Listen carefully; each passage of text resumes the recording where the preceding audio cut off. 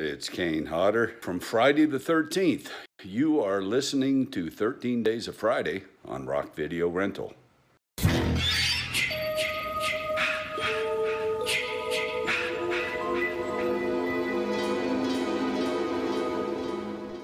What's up, everybody, and welcome to Rock Video Rental. We are continuing with our review of every Friday the 13th installment. And today we are doing Friday the 13th Part 6, Jason Lives. It is from 1986 and is directed by Tom McLaughlin.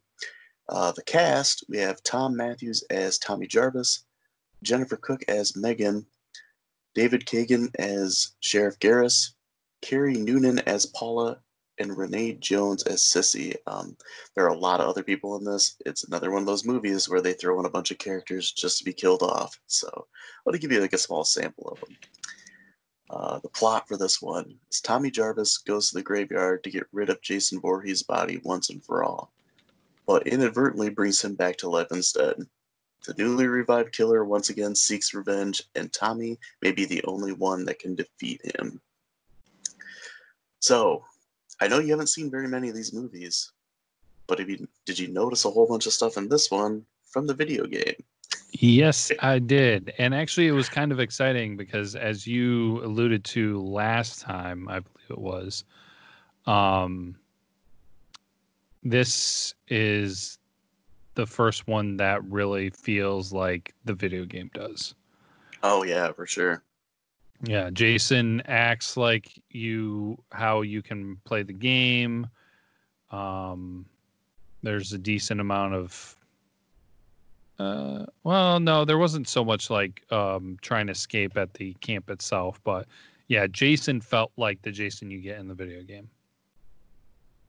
So yeah, for sure, he's completely unstoppable.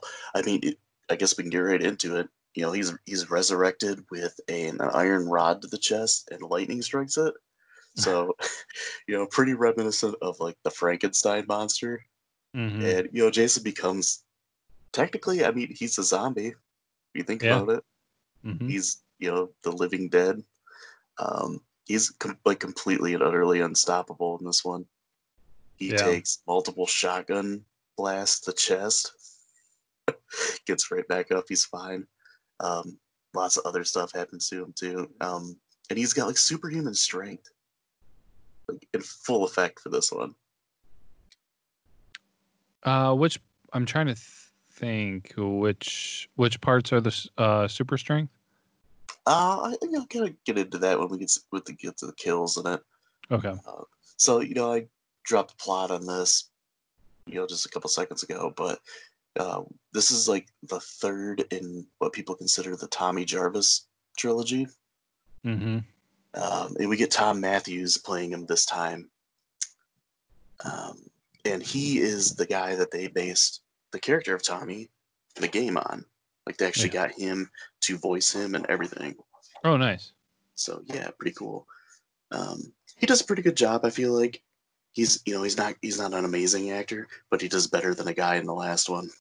Yeah, I agree. I don't know. I just from what I knew from the game on the fact that they kind of pivot the ability to defeat Jason around Tommy Jarvis. Mm-hmm. The guy in part 5 did not fit that image at all. No, and I mean they kind of continue, being traumatized by, his involvement with Jason in the past as a kid, and the sheriff's kind of one of the main characters, and I guess the first couple times I watched this at a younger age, I didn't realize that, and I watched it this time. I'm like, oh man, I guess the sheriff is one. I would say he's like the third main character. Yeah, like a lot of the quote unquote kids, because I mean they're all like 30-year-olds playing teenagers, are just throwaway characters. I mean they're there for a body count. Yeah. Tommy by far is the main character, and then we got Megan, who is the sheriff's daughter, who just suddenly decides that she likes Tommy. I don't know where that comes from. Meg. That cracks me up. Basically, like the sheriff is just like, this kid is crazy. He, Jason's dead. He's buried. He's been dead for a while. We changed the name of the town to try to like disassociate ourselves with what happened. Mhm. But this kid's nuts. He needs to put away. He's dangerous. I'm gonna lock him up. Yeah, it made me with Meg going after Tommy just made me think of the basic, I want to do what my dad doesn't want me to do. Yeah, we go after like the bad boy, I guess.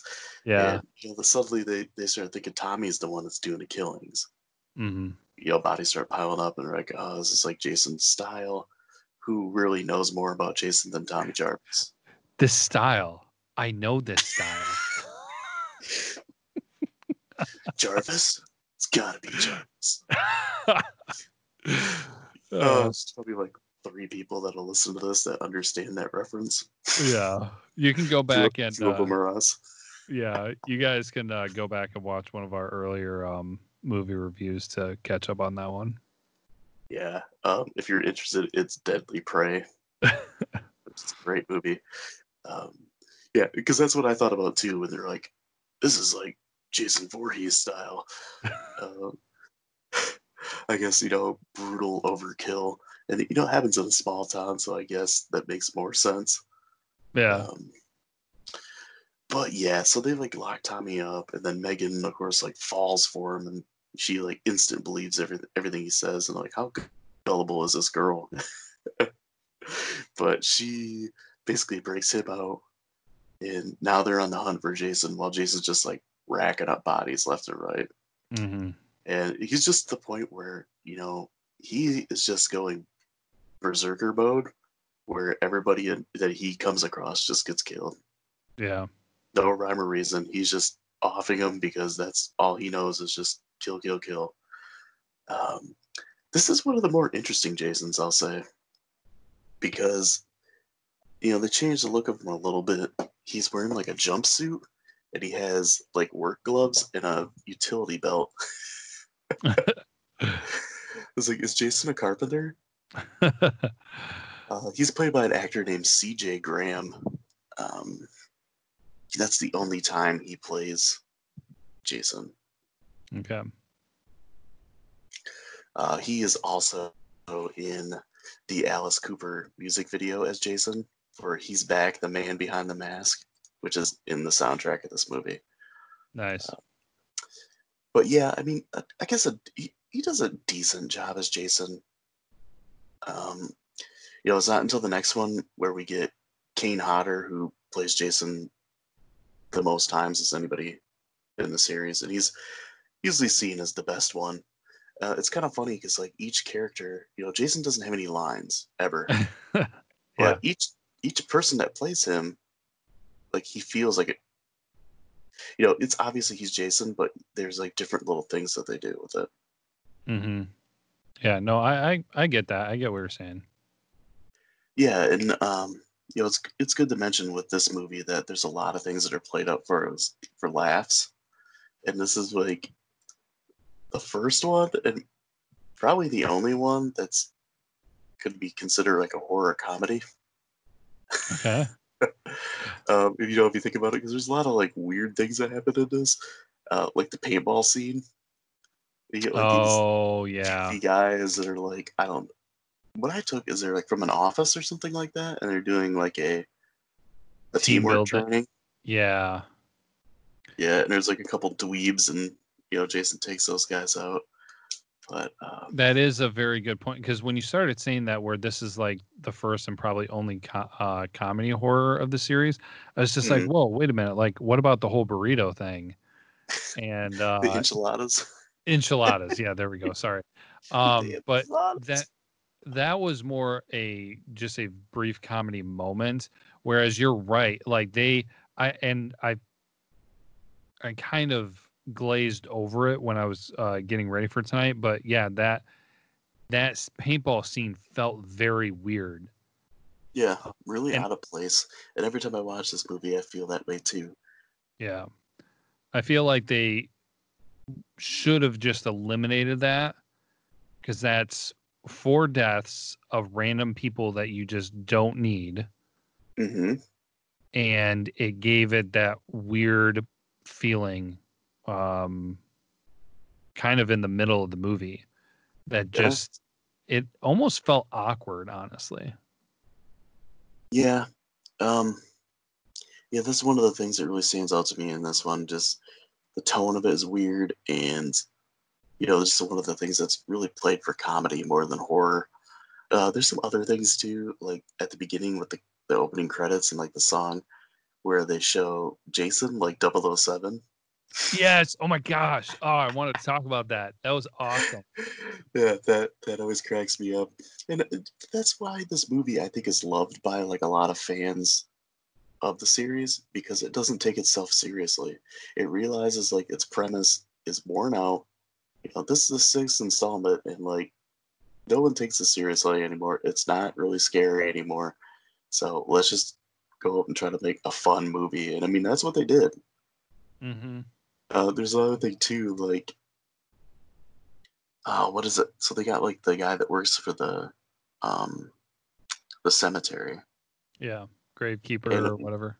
yeah, what does he say? Something about, am I just a shithead? And then they like cut to these kids going, yeah. Yes. Yep. Yeah, that cracks me up every time I see it too. Um, I guess, I wrote down some things, like some stuff to think about. This is like the only Friday the 13th movie where there's actually kids at the camp. Okay, I was gonna wonder that moving forward. I was just like, when things were happening with the kids there, I was just like, this is weird because I don't know what's gonna happen and how they're gonna incorporate this. Yeah. So Yeah, you get some tense moments too, where like Jason walks in their cabins and just like looks at the kids. yeah, I think it was kind of well played because nobody, because well, like you said, I mean, this is the 6th movie in the series. They were playing it up a little bit because you know what this is, you know what this movie is about, you know how it's going to be. It's, how many people can we kill in how many different ways. But then, as you stated, they added that little element that was new with kids being there, and then they put Jason in the position of, is he going to harm the kids or not? Mm-hmm. And then they interrupt it. So it was I thought that was a little bit of an intriguing part because they don't really tell you what was going to happen, but some people are freaking out where it's just like, oh my gosh, is this going to happen? Other people were probably like, oh my gosh, this is going to be so cool because this is going to be something new. And then it just ends. Mm-hmm. Like he gets interrupted and they never go back to addressing it. Yeah, So. pretty much. Yeah, there's some other like kind of funny things that are not necessarily like super played up for laughs, but the camper scene, Yeah. like I just wrote down like weird sex scene. Yes. It So was like just the guy's just laying there, the girl's on top of him, and it looks like she's just kind of like dancing. And like yeah. she's got music, and she's like, you have to wait till the end of the song, and then Jason like rips the power out, and they start driving off, and Jason's like in the camper. He kills her, and then he goes to kill the guy, kills the guy, and then like the camper crashes like crazy. It like rolls and flips, and like the Jason just kind of climbs out. And he's standing on top of it, like not a scratch on him. Oh yeah. No, that was That kind of always like, cracks me up. that was kind of an iconic image. Yeah, for sure. Yeah, that was pretty cool. No,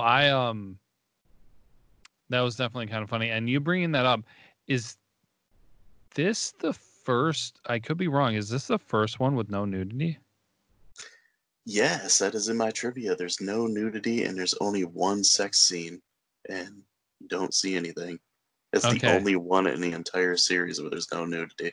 All right. That's kind of an interesting point, and sorry to take away a little bit of your trivia, but after I finished watching it, I was just, that was something that I kind of realized. I was like, wow, so they didn't do the nudity, and as you kind of stated, this movie kind of goes for that appeal of, hey, we know what we are, we know what we do in this series of movies, and then they leave this huge kind of portion out because some of the movies went overboard with it.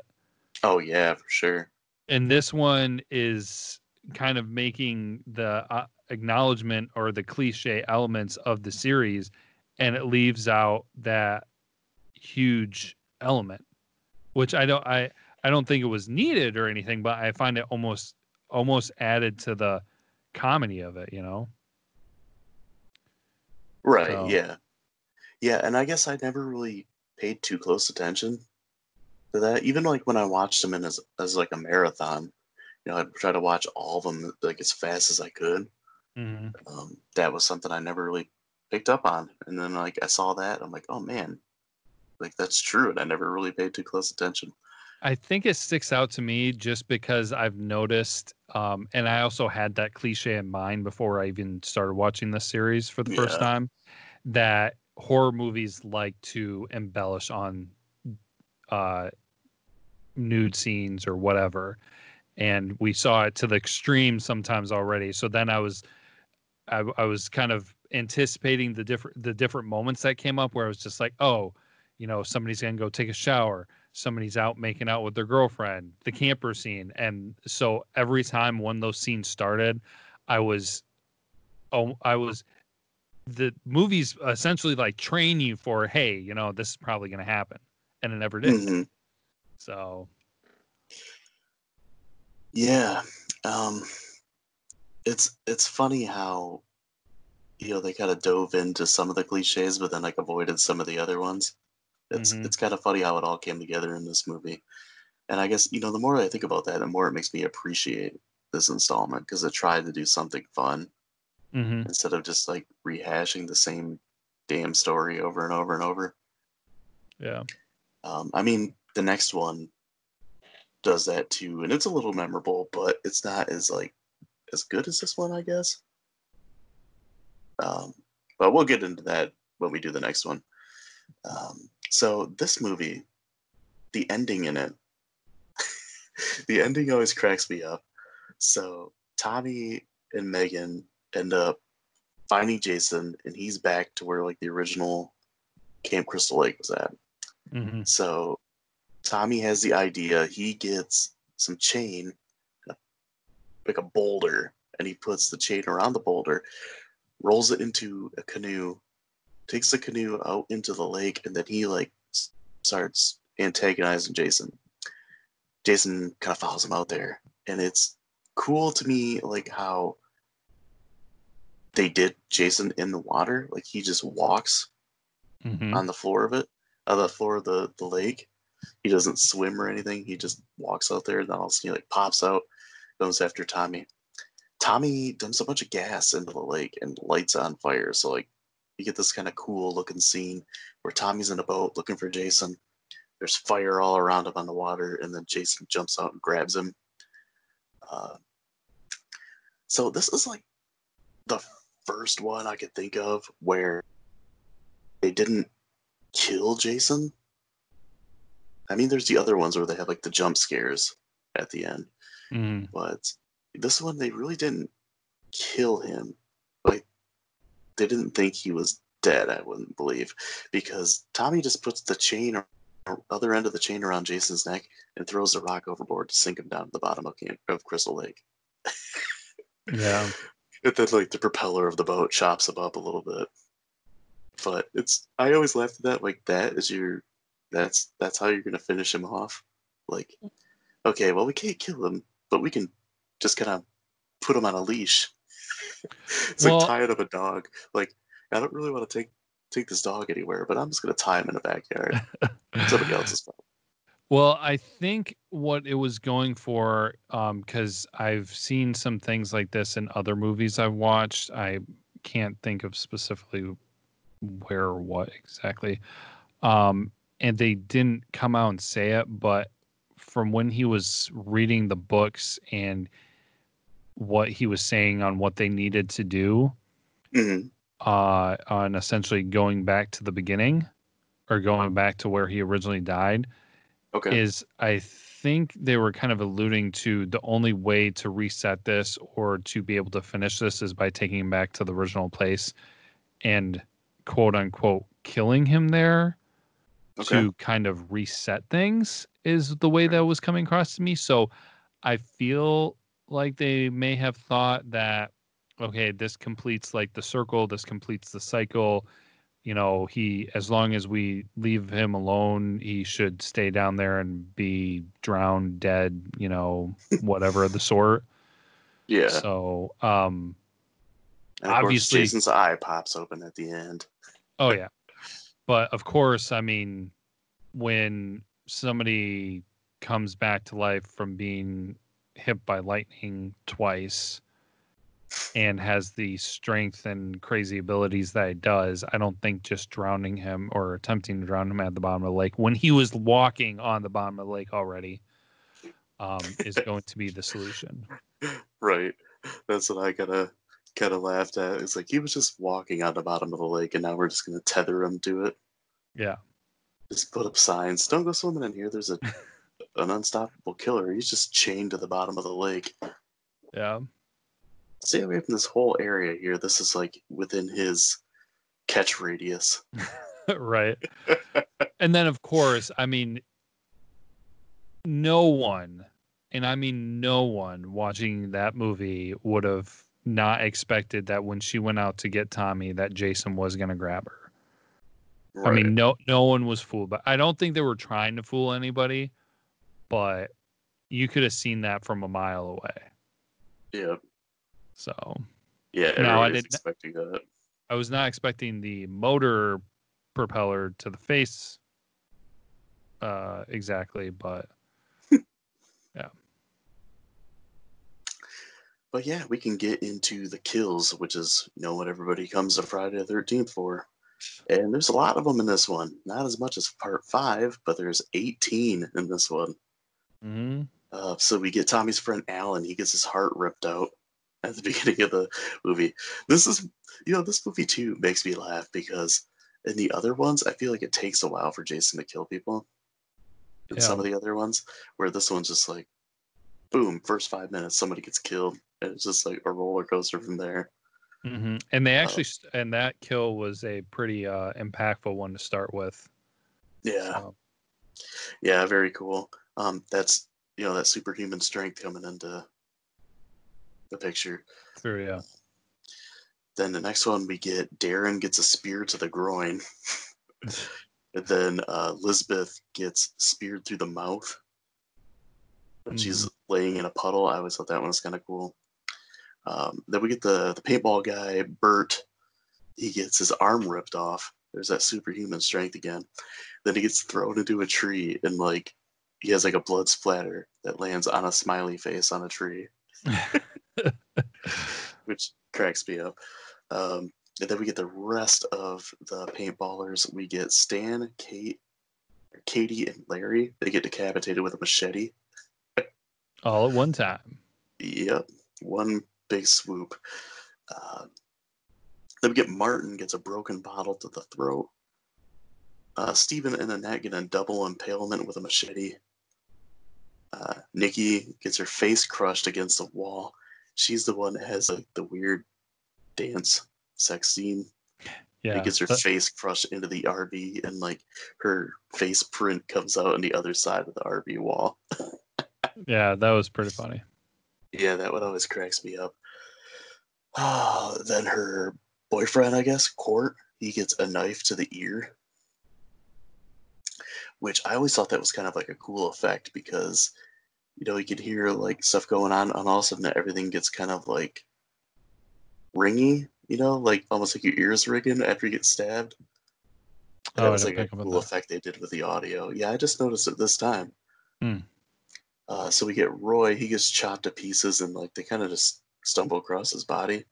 He was one of the paintballers, wasn't he? I think so. Yeah. Yeah.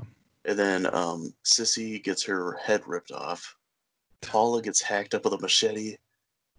Officer Thornton gets a dart to the head. Officer Pappas gets his head crushed by Jason's hands. And then probably my favorite of the entire movie is when Sheriff Garris gets bent over backwards and like broken in two. Yeah, I thought they I don't know if it was just too fast or what, but you could almost miss it. I felt like, or Yeah. maybe I just felt like they didn't highlight it enough. Yeah. So, It might have been cut back by the MPAA. I'm not sure. um, But yeah, that one's pretty cool. And I think that one's in the game. That's one of them you can do in the game, is bend somebody over backwards like that and snap their spine. mhm. Yeah, that's all of them. 18 kills. Yeah, I feel I like. guess. Oh, Oh, no. Good.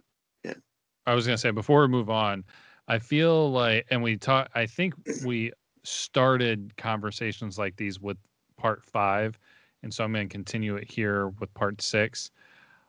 Because as you said, what do you watch Friday the 13th movies for? The kills.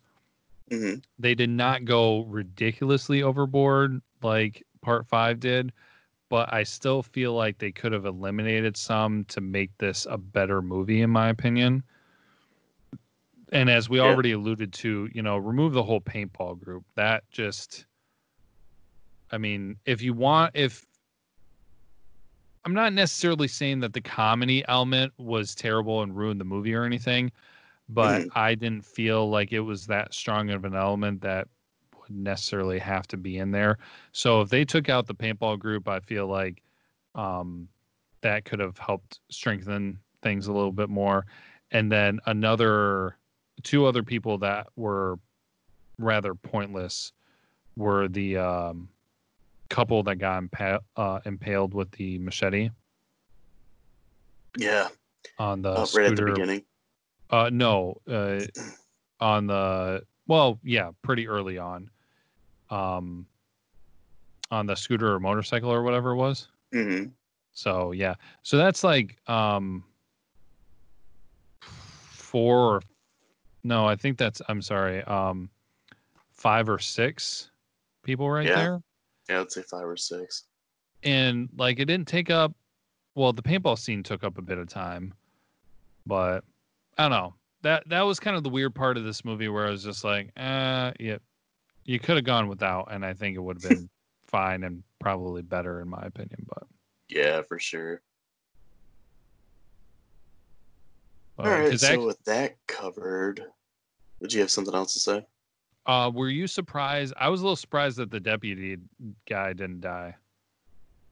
Yeah, me too. The guy with the laser scope. So you're talking about? Mm-hmm. Wait, Yeah, did they even use that thing? No.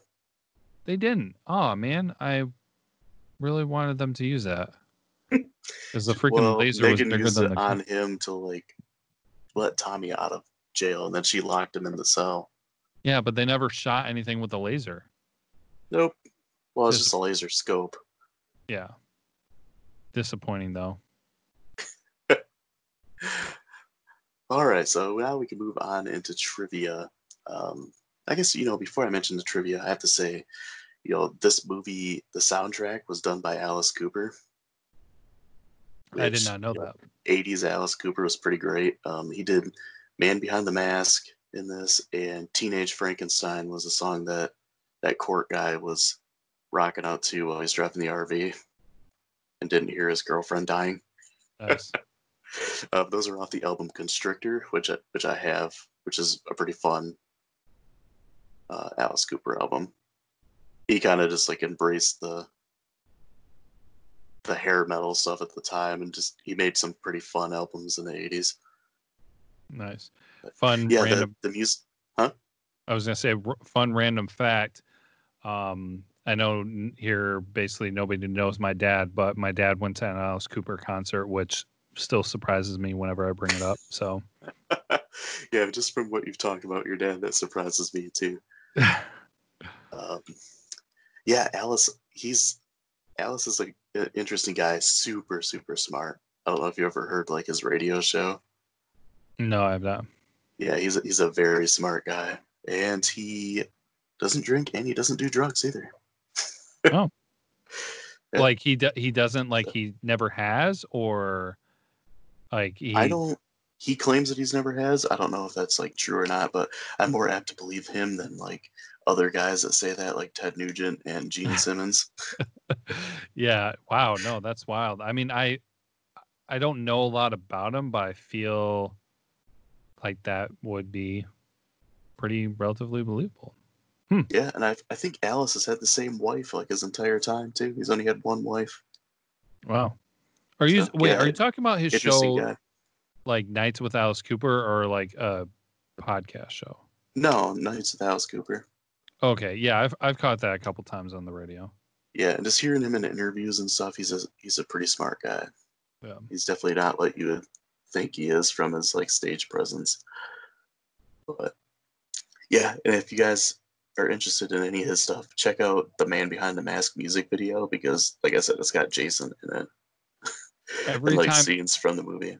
every time you say the man behind the mask, I think you're about to say the man in the mirror. Oh God, not Michael Jackson. Let's not talk about him because he was a creeper. Yeah, so trivia.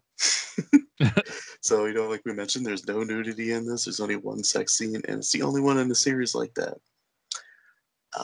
I mentioned towards the beginning of the episode that Tom Matthews plays Tommy this time around, and that is because John Shepard from Part 5 didn't want to return as Tommy since he was a born-again Christian. And thanks for doing us that favor, bud, because you were pretty terrible in that last one. So this is the first film in the series to not gross $20 million. What? Yeah. Really? Even after part 5? What did part 5 get? Do you have that available? I can look it up right now. Part 5 did way better than I thought it did. I can tell you that. Yeah, I remember you saying that, but for this to be... It made 22 million. And do you have a number on what this one made? You said less than 20, but... Yeah. 19.4. Okay, so not ridiculously different, but still that it's less than part 5. That's weird. Yeah, it started kind of like the decline. Maybe people were so turned off by 5 they decided not to give 6 a chance. That's what I'm thinking. And just like the little change in tone, with it being more comedic, probably turned some people off. Yeah. So you mentioned, the couple on the scooter getting impaled, and I mentioned like the couple at the beginning getting speared. So the character of Lisbeth, at the beginning, they got speared in the mouth. Oh, yeah. That's the director's wife. Oh, okay. And her name is Nancy. So this movie, I talk about how the timeline of Friday the 13th is completely jacked up. So this movie came out in 1986. This movie is supposed to take place in 1990. Nice. Yeah. So just even more making this murkier, the timeline. So this movie took 40 days to film. Oh, wow. Which is pretty short, honestly. Yeah. I feel like. And that's probably because it is the shortest of the Friday the 13th movies at 86 minutes. Oh. So it is a quick view for sure. And that is all I got for the trivia. All right. So we kind of talked about how this movie did some stuff different and some of the stuff we liked, some of the stuff we didn't. We can get into grades. So I pulled the score from IMDb, which you told me at the beginning you accidentally saw. Yeah, stupid. And it is a 6.0. Yep. But we can get into the Rotten Tomatoes. So I pulled from Rotten Tomatoes like I always do. And let me see here. There's a critic and a audience score for that. Do you have any idea what those are? It's, like always, it is based on 100%. Critic, let's go 45%. You're pretty close. The critic percentage for that is 50. Okay, not too bad. Audience, let's go 55%. Dude, you were close again. It's 52. Nice. So Awesome. big step up from the last one. The last one had a critic of 16 and a 26 of audience. Yeah. But what's hilarious is that this didn't make as much money. But I Yeah. think just Crazy. people are just starting to get burned out on Friday the 13th movies. And like you said, the last one was so bad that it probably scared people off. Yeah. And how many when was the first one released compared to when this one was released? 1980. And this So was they 6 movies in 6 years. yeah. Mhm. That's like this is what Marvel based all their movies off of. This Pretty timeline. much. Yeah. Release movies every year. Release 2 Nightmare on Elm movies every Street. year. Nightmare on Elm Street kind of did that too. A little Which is funny overkill. because these 2 movies kind of mesh together at the end with Freddy versus Jason, but we'll get to that later on. Yeah. So we come to the big question of the episode. What do you rate this movie? All right.